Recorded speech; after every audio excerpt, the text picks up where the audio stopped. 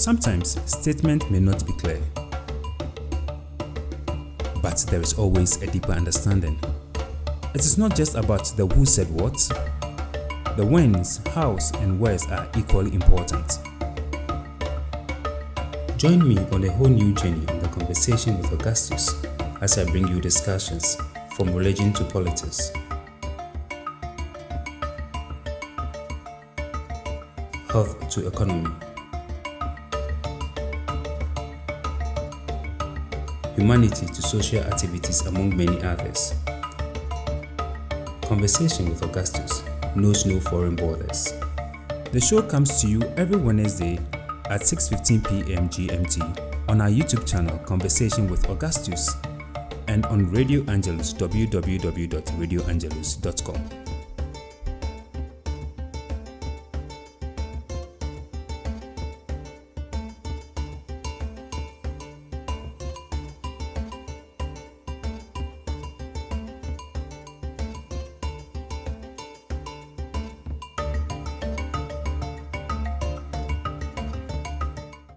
This program is sponsored by Safe Life Experience Consult Limited. Contact them for all your travel and tour needs, as well as your events.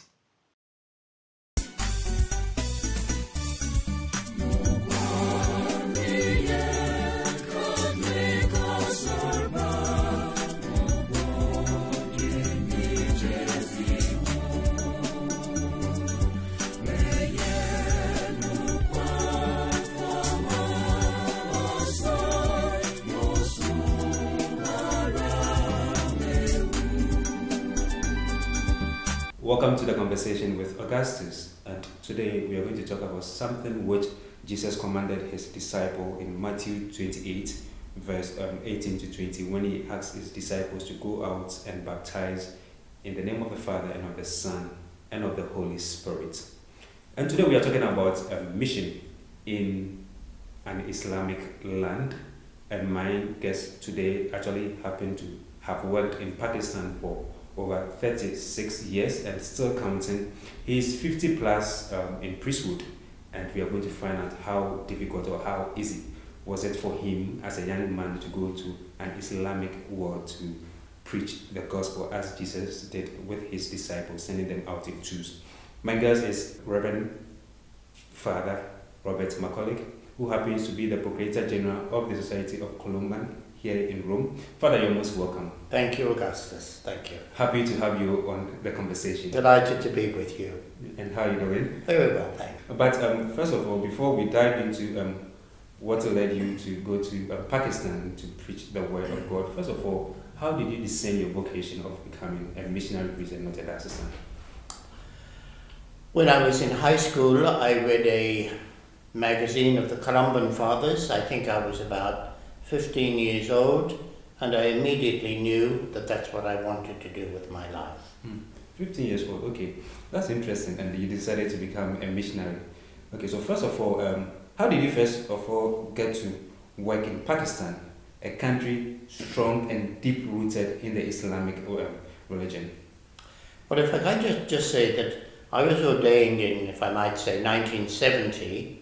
My first appointment was as a missionary priest in the Philippines, where I worked for over nearly 3.5 years. And after that I was sent to Rome for further studies and then to Washington for further studies, and the plan was that I would go back to the Philippines. But it was always in my mind that the number of vocations was increasing so rapidly in the Philippines that there was no longer a need for missionaries to be there.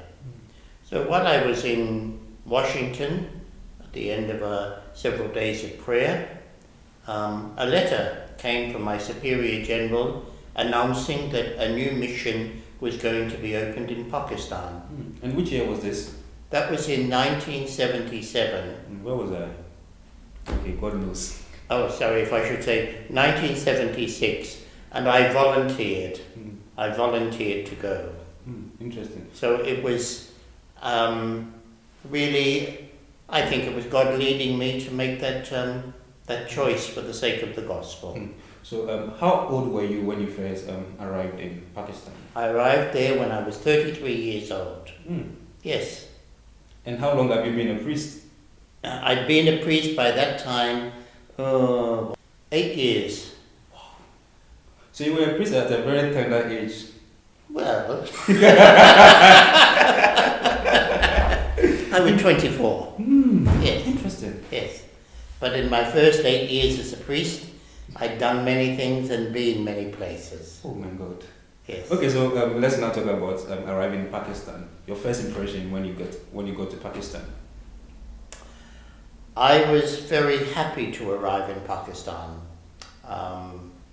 From my first day in Pakistan to the very last day that I left Pakistan, I had no opposition from Muslim people. I was never attacked, I was never abused, I was never spoken ill of. I found in many circumstances a great level of cooperation that people wanted to offer, so that what I was about, especially when I moved very much into healthcare and education work, that government officials, other people, journalists were very interested in what I was doing. Okay, we'll talk about the work you did in Pakistan alongside your missionary responsibility by taking care of the flocks. This program is The Conversation with Augustus, and today we are talking about mission in the Islamic land. And our guest today is Reverend Father Robert Macaulay, who worked in Pakistan for 36 years, and he's almost 51 years in the priesthood.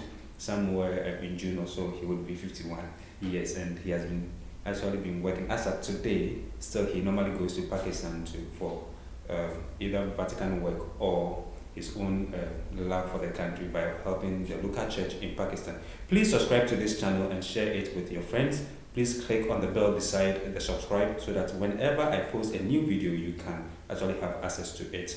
This program is also being aired on Radio Angelus, www.radioangelus.com. And my name is Augustus. But Father, let's talk about this. Today, Christians are being persecuted almost everywhere, especially when you go to Africa, where I come from. Northern Nigeria, Christians are being persecuted, and not only in Nigeria. When you go to other parts of the world, Christians are being persecuted. Churches are being blasted, all sorts of things. And in the 70s or so, when you were going to Pakistan, I believe this was something there. It was happening. But you didn't have any fear of going to Pakistan to work in a place where deep-rooted in the Islamic religion. Now, first of all, to go back onto the first point that you made, Augustus, there is no doubt about it, and it's the evidence of the British Parliament and also of the Truro report commissioned by the Archbishop of Canterbury, that the single most group of religious believers throughout the world are Christians, and it's increasing. It's a serious problem, and unfortunately it's a problem that that places like the United Nations do not address in any way. When I arrived in Pakistan, we had just recently had a military coup by a general who had no justification for the coup, but what he did was to impose intense Islamicization as a way to justify him taking control of the country. That changed the face of Pakistan. It polarized the country, and it divided people very, very much into majority Muslim, Aksariyat, and minority Christians, Hindu, Aqliyat.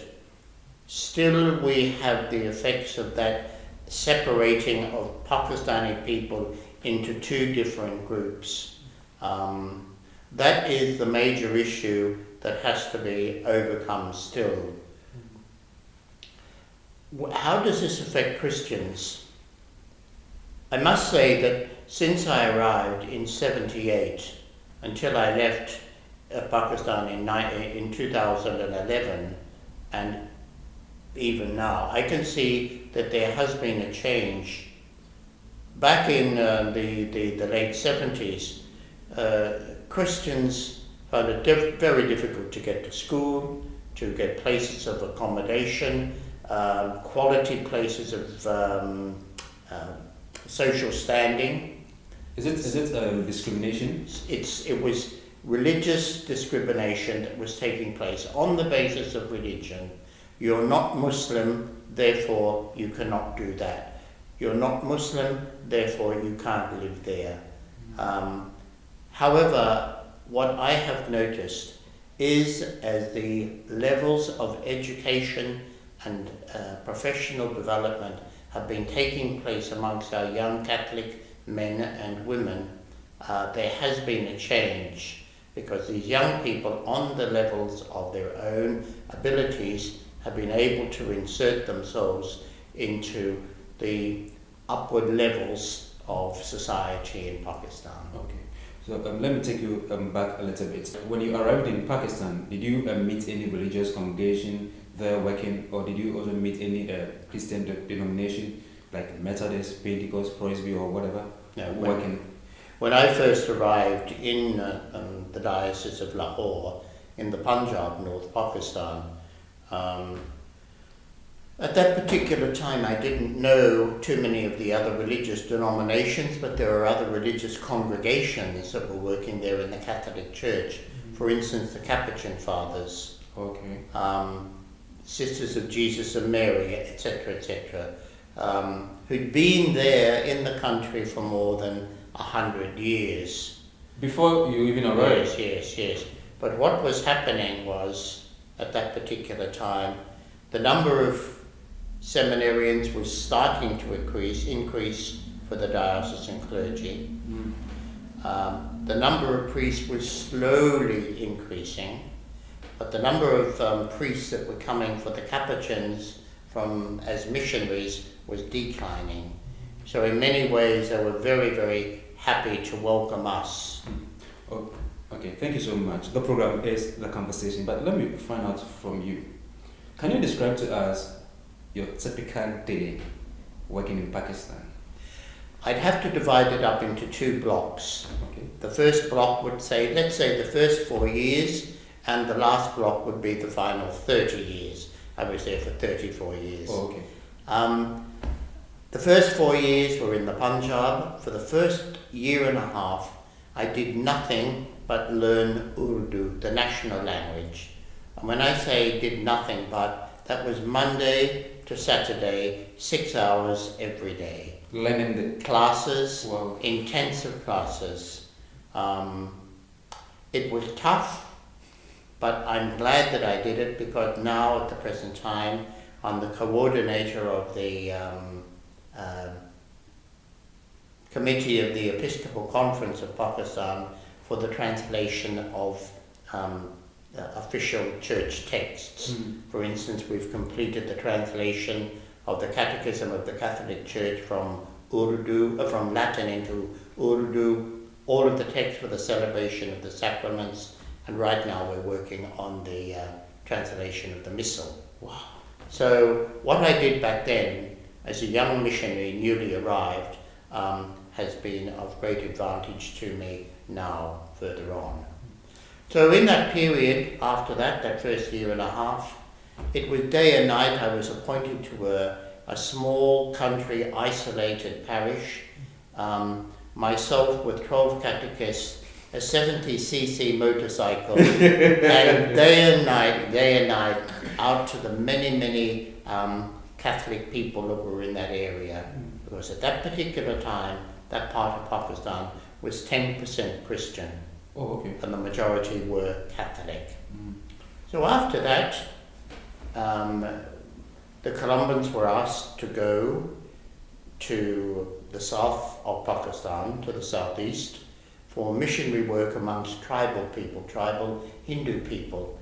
And again, I felt the call of God for that, and though I liked the Punjab, I volunteered to go. Okay. But did you at any point in time thought of, this place is too difficult for me, let me just go back to my Philippines, where I was sent to the US to study, and let me just go and relax and do what I want to do there, but not in Pakistan. Did you at any point in time thought of it is difficult? No, I was always very happy. I found it very, very interesting, and I had so many things that were going around that if ever I would get tired in one thing, I'd slip over into the other one and go into that, then go back. No, not at all, not at all. I could always see that this is a tough situation, we've got to do something about that. But my mind was always thinking, and I was talking with my co-workers, what can we do about that? How can we move that along? Sure, I mean, the problems were around. I mean, that's life. But if you say, I'm strangled by problems and I can't do anything, well, that's not much good in that. So you learned the Urdu language for 1.5 years, 6 hours a day. I guess, can I do that? Maybe. But you were able to do that for 1.5 years, and you were able to say the Mass in Urdu language. How would you say the sign of the cross? बाप और बेटे और रूह कुदुस के नाम से आमीन. खुदावंद आपके साथ हो. And with your spirit. Did I get it correct? Yeah, interesting. That's a very beautiful language. Now let us dive into your works in Pakistan. You are into education. You are into hospital. If I might just go back and say, for the following 30 years when I went to the South, working with tribal people, again, I had to learn their language. And which language was that? It was a tribal language, Pakari Koli. It was an unwritten language. We had to stabilize the language, work with the people, and finally the language became a written language. There was a team of us, quite a big team of us, working on that. That's good. So now let's dive into your work, education, healthcare. Education and healthcare. The reason why I moved into healthcare was that when I first arrived into the south of the country and moved around from villages, I came into villages where the tribal people, Hindu people, where the church was growing and developing, but no local vocations at that time, no local priests. I go village by village and found that all of the children and the infants were all dying of whooping cough. They should have been vaccinated by the government health department, but the government health department, their workers, had this caste system. And they said, if we go near these people, we'll become unclean. Like the leprosy? Yes. No, not leprosy. It's sort of like... It's not leprosy, but how... The caste system. I'm just opposing leprosy with what you're trying to say, where people don't go closer to... No. It's because they're lower than us. If we go near them... Oh, okay. The caste system, that sort of thing. So I organised for some of our people from this community to go for 3 months to the north of Pakistan to learn how to set up and run a vaccination program. They came back, it moved on from their vaccination program, TB health issues or major program to deal with that. And then as it moved on further, when I was in that particular parish, I was teaching in the major seminary as well, and running the marriage tribunal for the diocese. And which diocese was that? The Diocese of Hyderabad. So the Bishop of the diocese said to me, Father Robert, in your spare time, would you mind looking after this hospital? Spare time. So that's how that happened. Okay. So the healthcare developed, the hospital developed, there's a school of midwifery attached to it. It's now a very flourishing hospital. Back in, when the bishop asked me back there in 2000 or 2001 to do something about the hospital, he said to me, if you don't take it, I'm going to close it. But now it's a flourishing hospital, 110 bed hospital, big mobile medical outreach program, palliative care program for the terminally ill, excellent emergency departments, whatever. It's a flourishing hospital, and the staff on it are all young Pakistani Catholics. The administrator is 36 years old, highly qualified, done clinical internships. So don't you have any Muslims working with you? There are some Muslims working in the medical staff. Okay, That's all doctors. Doctors, yes, okay. doctors. But let's also touch a bit on education. On education.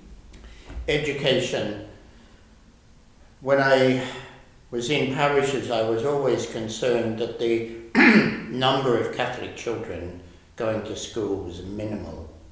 And when I was with the tribal people, I was concerned hugely that the number of children from this tribal community was not going to school.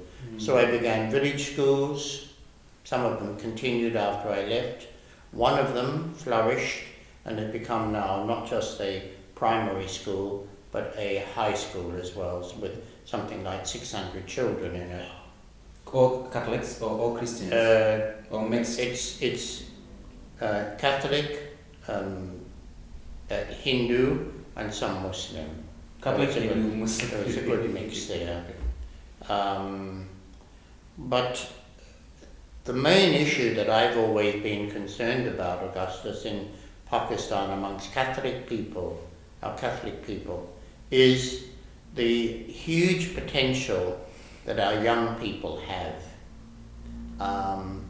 Hopes that they have, but their hopes and aspirations and potential was being crushed because they didn't have an opportunity to move beyond the boundaries because of religious and social discrimination. So I opened up centres for them, one in Hyderabad, the first one, at the Catholic Centre of Academic Excellence for Catholic boys, young men, in their last 2 years of high school and the 2 years of university entrance level, to enable them to get to the stage where they could get to university on merit. Wow, that's very great. But before we run up this interview, I would want to find out from you, what was the most difficult task you ever faced in Pakistan, and how were you able to resolve it for our young missionaries watching to also do something about it, take it in good faith that, hey, when I'm faced with this trial, this is what I'm supposed to do. Raising money.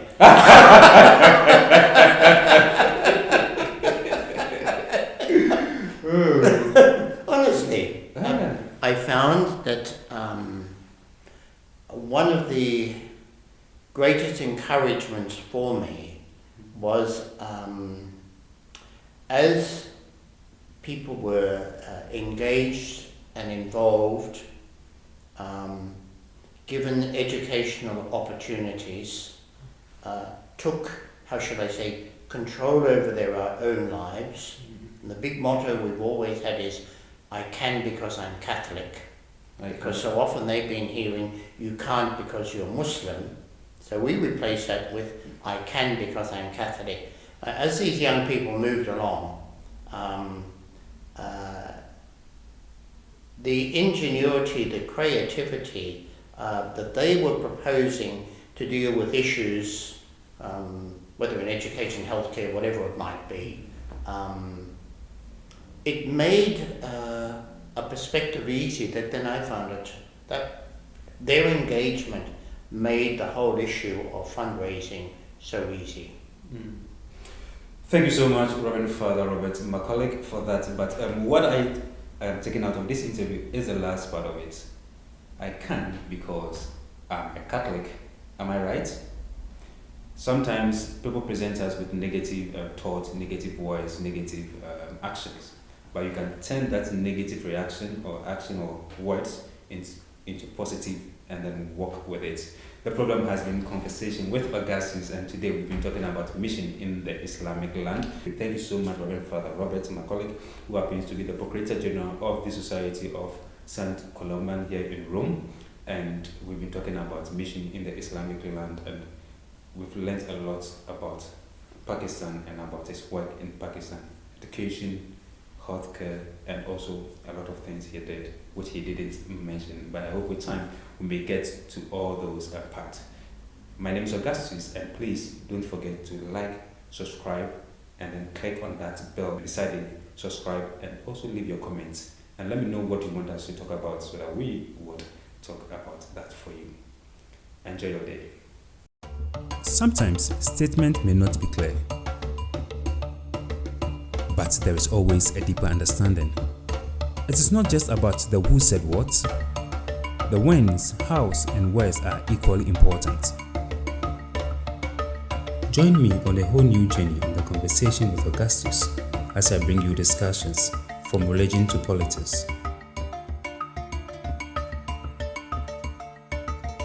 health to economy, humanity to social activities, among many others. Conversation with Augustus knows no foreign borders. The show comes to you every Wednesday at 6:15 p.m. GMT on our YouTube channel Conversation with Augustus and on Radio Angelus, www.radioangelus.com.